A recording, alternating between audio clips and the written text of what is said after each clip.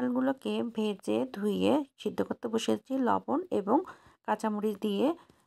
ডালটা সিদ্ধ হয়ে গেলে নামিয়ে সরিয়ে রেখেছি। শুকনো খোলায় জিরা ভেজে গুঁড়ো করে নিয়েছি। সবজি হিসাবে ফুলকপি, গাজর আর বরবটি নিয়েছি। কড়াইতে তেল দিয়ে শুকনো লঙ্কা, দারচিনি, এলাচ, তেজপাতা আর জিরা ফোড়ন দিয়ে দিয়েছি। এখন সবজি সবগুলো দিয়ে দেব, মানে ফুলকপি, বরবটি আর গাজর দিয়ে একটু নুন হলুদ দিয়ে খুব ভালোভাবে ভেজে নেব। দিয়ে দিয়েছিলাম মটরশুঁটি। সবগুলোকে বেশ ভালোভাবে ভাজা ভাজা করে নেওয়ার পরে এরপরে দিয়ে দেব টমেটো কুচি। টমেটো কুচি দেওয়ার পরে দিয়ে দিলাম কাঁচা লঙ্কা। কাঁচা লঙ্কা দিয়ে বেশ ভালোভাবে সবজিগুলো ভাজা ভাজা হয়ে যাওয়ার পরে এর ভেতরে আগে থেকে সিদ্ধ করে রাখা ডালগুলো দিয়ে দিলাম। মুগ ডালটা দিয়ে দিলাম, একটু ফুটতে দেব।